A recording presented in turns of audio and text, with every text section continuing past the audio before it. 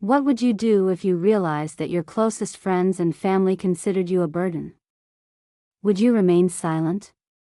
Beg for attention? But what if there was another way? A way that would restore not only your respect, but your very life.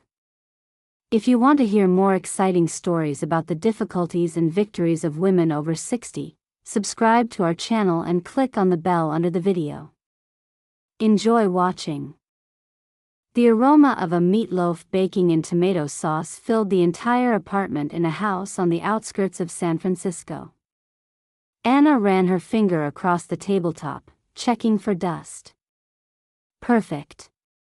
She adjusted the vase of sunflowers, bright and summery, as if defying the gray evening outside the window.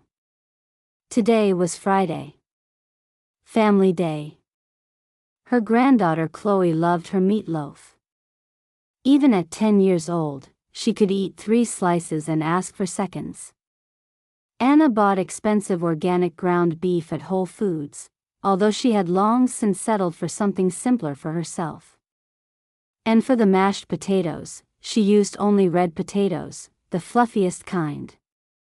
For her daughter Monica, she made a quinoa salad with avocado. Monica watched her figure and was fond of one diet or another. Anna glanced at the clock in the kitchen. 6 o'clock. They were supposed to be here in half an hour. The ringing of the phone broke the silence, making her jump. Monica's smiling face lit up the screen. "Hi, Mom." Her daughter's voice sounded cheerful and slightly hurried. "Listen, we have a force majeure at work. A client from the East Coast is organizing an urgent teleconference, and I just can't leave. You understand, right?" Anna understood. She always understood. In her 20-year career in marketing, Monica had always put work first. It was commendable. Until it started to affect their meetings.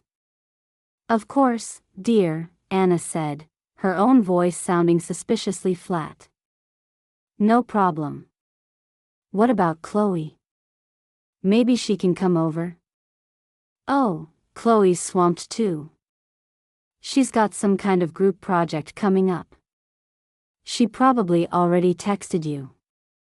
"Okay, Mom, gotta run. Bye." The connection was lost. Anna slowly put down the phone. She mechanically took the roll out of the oven. Her appetite had disappeared. She sat down at the table set for 3 and heard only the steady ticking of the clock in the silence of the apartment. Then her gaze fell on the iPad. Almost automatically, she opened Instagram. And she saw it. Just an hour ago. Monica posted a selfie with Chloe and 2 friends. They were sitting in a trendy cafe with a brick wall, glasses of some bright cocktail in front of them. Smiles beaming, eyes happy. Caption: Spontaneous Friday. Love my girls. Hashtag Best Mom Award. Hashtag Family Time. Hashtag Family Time. The hashtag burned Anna like a hot iron. She looked at the photo of her family. Wasn't she part of their family? She was a duty. A routine. Her Friday dinners were a boring ritual that could be cancelled without remorse for the sake of a spontaneous evening with friends. Anna got up and went to the window. The city was lighting up, and a real Friday night was beginning. And in her quiet apartment, there was a smell of loneliness and tomato sauce for a dinner that no one needed. Anna tried to watch TV, but the actors' faces blurred into colorful spots, and the words didn't make sense. She closed her social media accounts, afraid of coming across those smiling faces again. She didn't feel like sleeping. Anna went into the small room that served as her office and storage room. On the mezzanine, a cardboard box labeled "Work" was gathering dust. Her hand reached for it. She took out an old, worn leather-bound notebook. A reporter's notebook. The pages were yellowed, the handwriting, quick and sweeping, was painfully familiar. She didn't just write about social events and new cafe openings. Her articles caused a public stir, and corrupt officials feared her. Her word carried weight. Her voice was heard. Something inside her shifted. The resentment evaporated, replaced by a fierce, cleansing anger. It wasn't just anger at her daughter and granddaughter. It was anger at herself. How had she allowed this to happen? How had she, Anna Morrison, who once interviewed the governor, making him nervously adjust his tie, turned into a shadow, a ghost who could be ignored with impunity? She stood up abruptly, clutching her notebook in her hand. No. This had gone too far. She sat down at her computer, and the old MacBook woke up with a quiet hum. Her fingers, accustomed to the keyboard, flew across the keys. She didn't think, she didn't plan. She acted on pure adrenaline-fueled rage. She created a new account on a free blogging platform. The name came naturally, the Dawn Owl. An owl because it sees in the dark when others sleep. Dawn because it's the beginning of something new. And she started typing. No plan, no editing. Sarcasm and bitterness poured onto the page. Title: The Charms of Transparency, or How to Become a Ghost to Your Own Family. There is a superpower that comics don't give you. It comes with age, like gray hair and wisdom. It is the ability to become completely transparent. It works especially well with loved ones. Your phone calls become background noise. Your dinners are a mandatory routine that can be canceled for a spontaneous trip to the bar. Your life is a backdrop for their bright selfies. You are a supporting character in your own series, written by screenwriters who have long forgotten your backstory. The funniest thing? They sincerely believe that they are doing you a favor by giving you their attention. They don't see the pain behind your smile. They don't hear the silence that descends upon you after they leave. They see a cute old lady who should be grateful for every crumb. Well, my dear screenwriters, I have news for you. Ghosts, it turns out, can write too. And they have a damn sharp tongue. She finished and, without rereading, clicked publish. Her heart was pounding. It felt like she had just thrown a stone at the dark window of her own life. She didn't know if anyone would hear the sound of broken glass. But it didn't matter anymore. Anna turned off the computer, leaned back in her chair, and took her first deep breath of the evening. Outside the window, dawn was already breaking. The first rays fell on the monitor screen, which was now dark but held within it the beginning of a new battle. The popularity of Dawn Owl grew by the hour, not by the day. What began as a fit of rage turned into a cultural phenomenon. Anna's posts received hundreds of comments. Women, and even a few men, wrote, "You speak my mind, thank you for giving me a voice, I thought I was the only one." She was quoted in themed public pages, and once she found her post reprinted on the website of a major women's magazine with the note, "Viral." At first, Anna checked her blog with bated breath, expecting exposure or angry comments from Monica. But her daughter did not seem to be involved in the invisible circles and continued to post photos of her spontaneous evenings. This irony amused Anna. She was a star to thousands of people, while remaining a wallflower to her own daughter. One morning, reading an enthusiastic comment from a woman in Florida who had started taking surfing lessons at the age of 70, Anna caught herself thinking, what is she doing? The idea came suddenly, like a flash of inspiration. Tango. Once, in her distant youth, she had dreamed of learning it. It was a challenge. A challenge to her body, which was getting used to her chair, and to her spirit, which was just beginning to awaken. Signing up for beginner lessons at a studio in North Beach took 5 minutes. The first class was a humiliating and at the same time funny failure. Her legs refused to obey her, she mixed up the steps, stepped on her partner's foot, a polite elderly Italian man named Carlo. That evening, she sat down to write her blog. She didn't write about global issues. She described everything. Her fear of entering the studio. The awkwardness with which she tried to repeat the movements of the youthful instructor. Carlo's firm hand and his patient, Norma, Anna, Norma. She described how her body, which had become almost invisible, suddenly became real again, heavy, clumsy, but alive. Today I learned that my feet have character, and it is, to put it mildly, stubborn.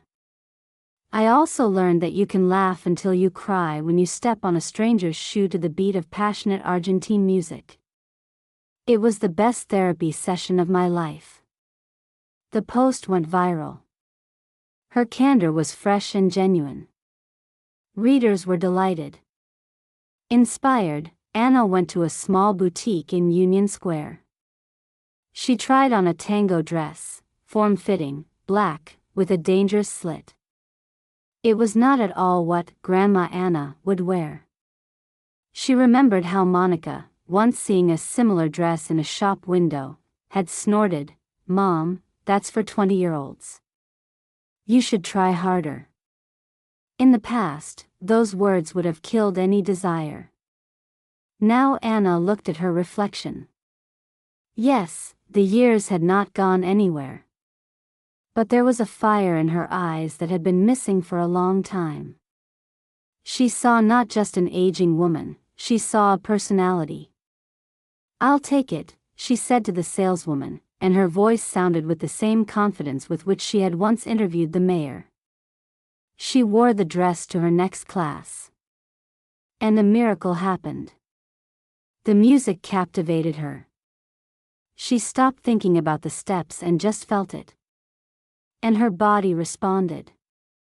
One dance, one complete immersion in the music, as she and Carlo moved as one. It lasted only a moment, but it was a victory.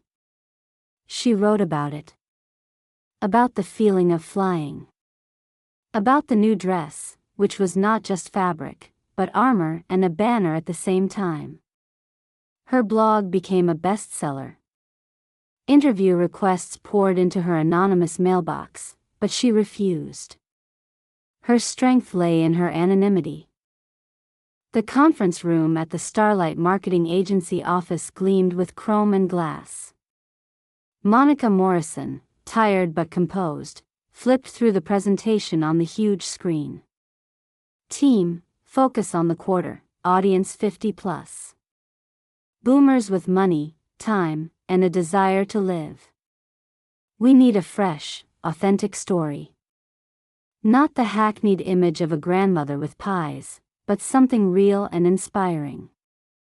A creative pause hung in the air. The young employees exchanged glances, their eyes betraying a slight panic. Their target audience rarely went beyond 30-year-olds. "I have an idea," Emily, a junior analyst, said suddenly. She brought up a link to a blog on the screen. The Dawn Owl. A phenomenal story. An anonymous blog by a woman in her 60s. Witty, honest, insanely viral. Her latest post about how she started dancing tango got 20,000 likes. Monica raised her eyebrows skeptically but began to read. From the very first lines, her face changed. Skepticism gave way to interest, and then genuine admiration. "My God," she gasped. "This is brilliant. What style! What presentation!" She began to quote excerpts to the team with fervor, her eyes burning. The dawn owl was exactly the diamond she was looking for. Find her. We need to negotiate a collaboration, advertising. She will be the star of our campaign. That evening, Anna overcame her slight resistance and went to dinner at Monica's. After the blog incident, these meetings had become particularly strange for her. She felt like a spy in enemy territory. Monica's apartment was a model of modern minimalism, lots of air, expensive materials, and a complete lack of soul. Dinner, salads from a delivery service, was served on a perfectly smooth bar counter. "Mom, you can't imagine what kind of day we had today." Monica, beaming, poured herself some wine. "We found an amazing blog. A woman, a grandmother, writes in a way that any copywriter would envy. She dances the tango. Can you imagine?" Anna almost choked on her water. "The tango?" she asked neutrally. "That's great. Not just great. It's brilliant." Monica took out her phone. "Here, listen to this excerpt. They see a sweet old lady who should be grateful for every crumb. Well, my dear screenwriters, ghosts can write too." Brilliant. Monica laughed, looking at Anna expectantly, seeking confirmation of her enthusiasm. Anna sat numb.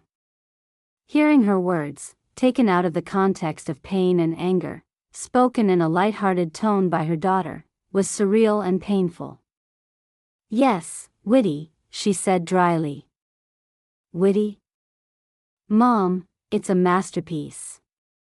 Monica shook her head, and her eyes flashed with that familiar contempt, that condescension that had hurt Anna for many years. "Look, this is what life should be like. Real, vibrant. Not sitting alone watching TV shows. Look how people live." At that moment, their eyes met. Monica looked at her mother with admiration, directed not at her, but at the ghost from the internet. And in that look was the whole bitter truth. Monica idolized a fictional image created by her own mother, but was blind to the woman sitting opposite her. Anna slowly sipped her wine. The taste was tart and burning. "Yes," she said quietly but clearly, looking straight at Monica. "Wow. How people live. Sometimes the most interesting things happen right under our noses, and we don't even notice." Monica, already engrossed in her phone, just nodded, not understanding half of it. The conflict had come to a head. All that remained was to choose the right moment to reap the harvest. The offer for Annie arrived by email marked urgent. Confidential. It was sent by the producer of the popular morning show, Morning with Clara, which was watched by all of America. They wanted to invite the Dawn Owl for an interview. Anonymously, of course. Voiceover, silhouette. Anna's heart beat faster, but this time not out of fear, but out of anticipation. It was a chance. Not just to speak out, but to put an end to it. Or, rather, a bold, fiery exclamation mark. She didn't respond right away. She waited a day, allowing the impatience on the other side of the screen to mature. Then she sent her answer. She agreed. But on one condition. Her identity would be revealed live on air. No silhouettes. There was a flurry of activity on the other end, followed by phone calls and assurances of safety. Anna stood her ground. It was her rule. Her stage. She spent the day of the interview with icy calm. She didn't wear her tango dress, but an elegant dark blue suit that she had bought many years ago for an important press conference. It fit her perfectly, reminding her of who she used to be. She carefully applied her makeup, not to hide her age, but to emphasize her eyes, which burned with fire. Behind the scenes, the studio was bustling with the usual commotion. The makeup artist, chattering about something, and the host, Clara, smiling and composed, ran past, saying, "Don't worry, everything will be fine." Anna wasn't worried. She repeated the words she had prepared in her mind. And she had taken another, most important step the day before. She had sent 2 electronic tickets to the show in the names of Monica and Chloe. On behalf of the production team. Marked for special guests. She knew that their eager curiosity and vanity would not allow them to refuse. The studio dazzled her with bright lights. The audience's applause rolled in a thunderous wave. Clara, smiling with all her pearly white teeth, began the show. Today we have a guest whose voice has been heard by millions. The mysterious, witty, powerful Dawn Owl. Anna sat in a chair, her hands folded calmly in her lap. She answered questions about her blog, about strength, about second wind. Her voice was steady and confident. "What gave you the strength to start all over again?" Clara asked, tilting her head to one side. "To inspire our viewers?"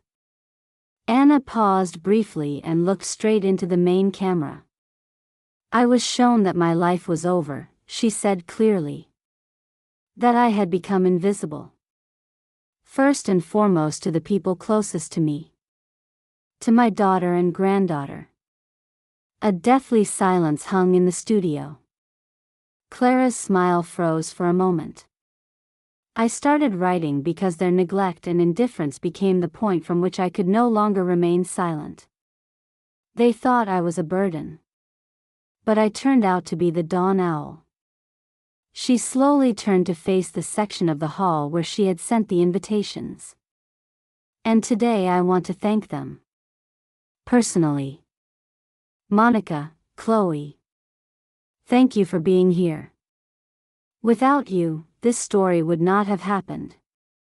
The cameraman, who had received clear instructions in advance, immediately pointed the camera at 2 pale, stunned faces. Monica tried to pretend it wasn't her, but it was too late.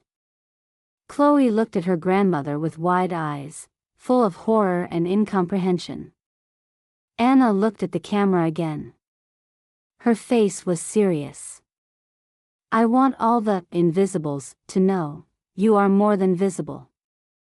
Your life belongs only to you. And sometimes, to prove it, you just need to stop being silent."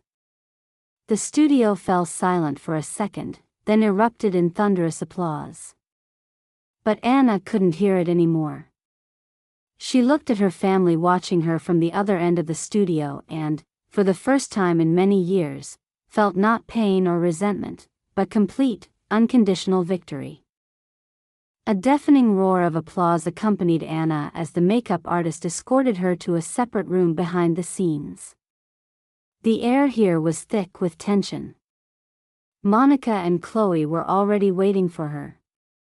"Mom, what was that?" Monica gasped. Her face was pale, her voice trembling with restrained emotions, anger, shame, bewilderment. "How could you humiliate us like that in front of the whole country?" Chloe was silent, pressing herself against the back of the chair, her young face contorted with a grimace of resentment. Anna slowly took off her jacket and hung it on the back of the chair. "I didn't humiliate you, Monica," Anna said calmly. "I stopped humiliating myself. I just showed the truth. The very truth that you yourself quoted at dinner, admiring your foreign grandmother. But we're family. You could have just talked to us." Monica exclaimed, throwing up her hands. "I did," Anna replied curtly. "You didn't hear me. You were too busy to hear. You took my silence for agreement and my obedience for happiness. What now?" Monica asked, a note of fear in her voice. Fear of the unknown, of this new mother she didn't understand.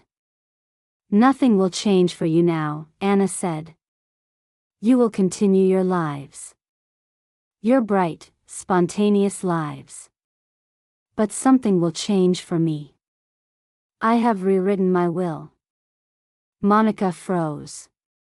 "Everything I have, I am leaving not to you, but to a foundation in my name. A foundation that will help women over 60 start a new life, to study, start a business, travel. Those whom society, and sometimes even their own children, consider invisible." She paused, letting the words sink in. "My revenge is not to leave you without an inheritance. My revenge is to make you understand that my life, my time, my legacy belong to me. And I will dispose of them as I see fit. You have shown me that you don't need me. Well, I accept these rules. And I release you from any sense of duty to me. Forever." She stood up. The conversation was over. No shouting, no reproaches. Just facts, spoken in a quiet, firm voice. Monica was silent, struck not so much by the loss of money as by the unshakable strength she suddenly saw in her mother. The next morning, Anna stood in her living room with a cup of coffee. The suitcase she had packed for her trip to Italy stood by the door. She wasn't flying alone. She was going with 3 friends she had found in the comments on her blog, a former teacher from Ohio, an artist from Arizona, and a captain's widow from Maine. They were already chatting in a group chat, planning their route through Tuscany. Anna felt neither malice nor bitterness. There was a slight feeling of sadness for what could have been but did not happen. And a huge, all-consuming feeling of freedom. She raised her cup in a toast to her reflection in the glass. "To a new dawn, Anna," she whispered. Behind her, on the table, lay an open notebook with the first line of a new post for Dawn Owl. "My dear invisible friends, do you know what the air smells like at dawn in Italy? When I find out, I'll be sure to tell you." The end.